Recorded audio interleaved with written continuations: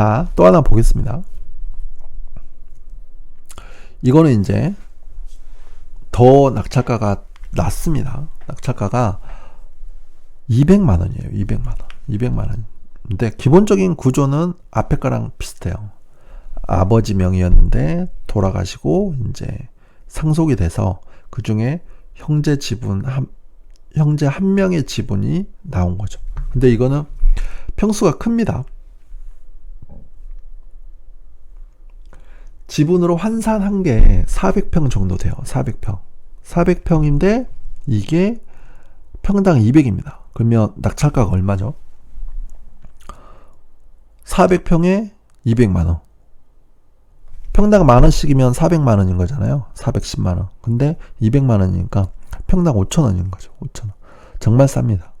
물론 동네는 엄청 시골이에요. 뭐 호재도 없고 뭐 땅값도 싸죠. 이때 당시에 평당 3만원 정도 받으니까요. 뭐 27,000원에서 3만원 정도 받는데, 그렇다고 쳐도 평당 3만원짜리인 토지를, 농지를 평당 5천원에 받는 건 정말 역사적인 일이라고 생각합니다. 싸게 잘 받은 것 같아요. 보면 시골이잖아요. 근데 시골이어도 이게 낙찰 받은 게 2013년이잖아요. 근데 2013년에 공시지가가 평당 5천원이었습니다. 근데 17년에 6천원이에요. 그러니까 단순 계산으로 하면 1,000원이 오른 건데, 퍼센테이지로 하면 4년 사이에 20%가 오른 겁니다. 20%. 그러니까 시골이어도 이렇게 뭐 가다가 보면 물가보다는 많이 오르는 거예요. 오르는 거죠. 지금은 이 낙찰 당시에는 3만원 정도를 받는데 지금은 4만원? 4, 5만원 정도 하는 것 같아요. 이것도 이제 비슷한 원리죠. 같이 팔자고 한 거죠. 같이 팔자고 해서 그 절차를 진행해서 이제 작년 12월 18일 날 신건에 낙찰이 됐습니다. 7,100만원. 또 하나가 6,800만원. 이렇게 낙찰이 됐죠. 이게 필지수가 많다 보니까 이거를 사건 번호를 이제 두 개로 나눠 가지고 이렇게 진행을 했습니다. 그래서 이 두 개의 낙찰금을 합친 거에서 이제 제 거 지분만큼 배당을 받는 거죠. 정리를 해보면 이렇게 됩니다. 전체 면적이 4,000평이 넘어요. 4,300평 중에 지분만큼 이제 210만원에 낙찰 받은 거죠. 낙찰가는 평당 5,202원. 시세는 3만원으로 판다. 역사적인 가격이죠. 앞에는 기록적인 가격이었죠. 이거는 역사적인 가격입니다. 농로 확장 공사를 통해 이제 130만원을 보상받았다. 이제 그 사이에 이벤트가 있었던 건데요. 그 시골 가면 수로가 있어요. 수로가 보통. 근데 그 수로가 좁다 보니까 이걸 간혹 확장 공사를 합니다. 농어촌 공사 같은 곳에서 해요. 근데 이 토지도 거기에 이제 한 7평? 5평, 6평, 7평. 그러니까 5평에서 7평 사이가 들어갔어요. 그리고 또 그 확장 공사를 하면 모래도 거기다 부어놓고 자갈도 부어놓고 그러거든요. 그래서 또 토지 이용료를 또 줍니다. 그래서 그거를 합쳐보니까 이게 130 정도 됐던 것 같아요. 그래서 이제 원금 일부를 회수한 거죠. 낙찰가 200만원에서 130 받으니까 원금이 80만원 남은 거잖아요. 이제 그 얘기입니다. 그래서 또 전체를 팔자라고 했고 또 진행을 했다라는 얘기죠. 그래서 전체 면적에 대한 낙찰가가 1억 3,900 중에 제 거 지분만큼 배당을 받으니까 이게 금액이 1,300만원이 됐다라는 겁니다. 그러니까 원금 80만원이 1,300만원이 된 거죠. 거의 뭐 무에서 유를 창출했다. 그런 게 된 것 같아요. 이제 물론 이 중에 취득세, 그 다음 공유물 분할할 때 그 청구 비용, 또 경매 신청 비용이 있습니다. 이런 것들은 공제해야 되죠. 양도소득세도 공제를 해야 되고요. 그런 거를 다 빼도 1,000만원은 되는 것 같아요. 1,000만원. 근데 이런 거 할만 하나요? 뭐 200만원에 낙찰 받아서 뭐 이렇게 막 번거로워 보이고 하는데 해서 뭐 하면 한 1,000만원 돼요. 할만 한가요? 저는 할 만한 것 같아요. 이게 이제 처음에는 어려운데요. 처음에는 어려운데 이거를 한 번이나 두 번 정도만 해보면 그 다음에는 거의 기계적인 프로세스가 됩니다. 그래서 이렇게 보면 이쪽에 이제 제 책꽂이가 있는데 이 중에서 이제 뭐 서류 하나 빼서 저희 주니어 재워놓고 제 방에 와서 일 보고 하면 뭐 할만 하거든요. 일이 또 그렇게 많지도 않아요. 지금 다 인터넷으로 되고 하니까. 실상 법원에는 한 번 내지 두 번 정도만 가면 됩니다. 그러니까 이물권도 할 때 법원에 두 번 갔던 것 같아요. 그래서 한 번은 저 혼자 이렇게 다녀왔고 그 두 번째 갈 때는 저희 가족이랑 가가지고 법원 일은 한 10분 정도면 끝나거든요. 그래서 10분 정도 일을 보고 여기 주변에 가면 유명한 절이 있어요. 대흥사라는 절이 있고 또 그 옆에 또 케이블카도 있고 그렇습니다. 그래서 케이블카 타고 거기에 가서 이렇게 그 산길에 산책하고 이렇게 오면 할만해요. 할만합니다. 그러면 물론 이제 그때 가족끼리 여행 가는 비용은 여기서 빼면 되겠죠. 그러니까 우리가 우리 돈을 들여서 가는 건 아니고 여기서 나는 수익으로 간다라고 생각하면 편하게 갈 수 있습니다. 편하게 갈 수 있죠. 그리고 뭐 기계적으로 다 되는 거고 인터넷으로 다 되는 거고 하니까 어렵지 않죠. 자, 그러면 이제 1,000만 원이 생겼죠. 이 돈으로 뭘 할까요? 1,000만 원. 이제 명칭은 1,000만 원인데 상징적으로 이제 좀 소액이라는 그런 의미가 있죠. 그러니까 제가 생각하는 소액은 1,000만 원이에요. 그러니까 소액으로 토지 투자한다. 그러면 1,000만 원 이하로 토지에 투자한다. 그런 의미입니다. 뭘 할까요? 저는 이제 이런 프로세스를 한번 이제 하죠. 이런 프로세스대로 하는 겁니다. 자, 80만 원으로 1,000만 원이 됐죠. 됐습니다. 일단 1,000만 원이 생겼으니까 소고기 한번 사 먹어야죠. 한 20만 원이면 되겠죠. 소고기 한번 사 먹고 그러면 980 남았잖아요. 해외 주식 284입니다. 280만 원어치 해외 주식을 살 수 있나요? 살 수 있죠. 지금은 이제 개인이 직접 미국 주식이나 중국 주식이나 일본 주식이나 뭐 유럽 주식이나 다 살 수 있죠. 살 수 있습니다. 증권사 통해서. 그건 또 뒤에 나와요. 그래서 280만 원어치 해외 주식을 사고 그러면 700이 남잖아요. 700으로 뭘 할까요? 700으로 토지에 재투자해도 되죠. 재투자해도 됩니다. 그리고 뭐 700으로 아파트를 사도 되죠. 근데 이제 여기서는 아파트를 사는 걸로 해봤습니다. 700만 원으로 지방 아파트를 살 수 있나요? 700만 원으로 살 수 있죠. 살 수 있어요. 이제 딱 수중에 700만 원이 있으면 어려울 수 있지만 나중에 다 이렇게 전세까지 맞추고 나서 계산을 해보면 한 700만 원 들어간 그런 모양새가 되게끔 할 수 있거든요. 그러니까 뭐 가능하죠. 근데 이게 이제 700만 원으로 사면 보통 지방 같은 경우에는 좀 광역시급 이하 그 지방 중소도시 같은 경우에는 2년에 한 2천에서 3천 정도 보시면 될 것 같아요. 그 정도면 많이 뭐 기대 수익 정도는 된다. 그렇게 보는 거거든요. 그러면 700만 원으로 지방 아파트를 매수해서 2년 후에 3천만 원 정도가 되는 거죠. 되는 겁니다. 충분히 가능합니다. 그러면 이걸로 또 뭘 할까요?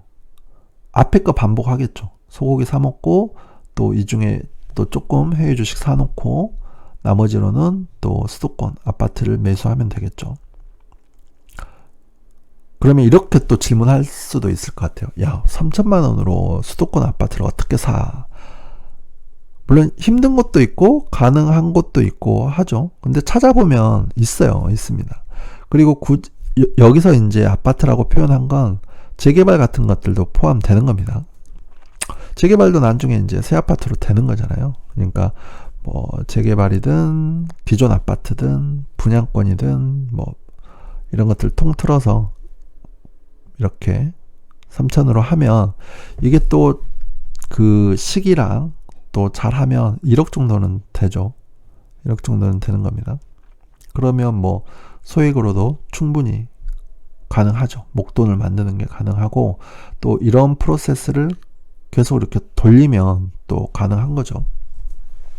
근데 이거는 이제 좀 결과론적이긴 해요. 과거 몇 년, 2, 3년 전 거를 이렇게 한 거긴 한데, 앞으로는 이게 불가능할까요? 앞으로는? 저는 그렇지 않다라고 봅니다. 앞으로도 충분히 가능하죠. 이제 중요한 건 그거죠. 본인이 얼마나 이렇게 관심을 갖고 실천을 하는지 그런 겁니다. 저는 이제 그 부동산, 특히 재테크 관련해서는 열정, 그 다음에 노력, 이런 단어들보다는 저는 관심, 실천, 이런 것들을 더 좋아해요. 이거를 막 죽자 살자 이렇게 할 필요는 없는 것 같고요. 이제 자기 본업을 하면서 이렇게 꾸준한 관심으로 조금씩 실천해 나가기만 해도 저는 충분하다고 생각합니다. 그래서 너무 열심히 하실 필요는 없는 것 같아요. 자, 넘어갑니다. 그래서 이제 제가 생각하는 소액 토지는 화살이다, 이렇게 생각을 합니다. 이런 거죠. 이게 화살이 하나잖아요. 이렇게 부러뜨립니다. 잘 부러지나요? 잘 부러지죠. 근데 화살이 이렇게 많아요. 뭐 50개, 100개 이렇게 된다. 그러면 이거를 부러뜨릴 수 있나요? 안 부러지죠. 안 부러집니다. 그러니까 이게 하나가 있을 때는 뭐 300만 원짜리 하나, 500만 원짜리 하나 있을 때는 별로 뭐 크게 도움이 안 되죠. 근데 이게 하나, 둘 쌓이고 쌓여서 개수가 많아지면 그게 의미가 달라진다라는 겁니다. 화살 하나는 쉽게 부러지지만 여러 개면 부서지지 않는다, 그런 거죠. 이거는 이제 로스차일드 가문이라고, 로스차일드 가문의 문장입니다.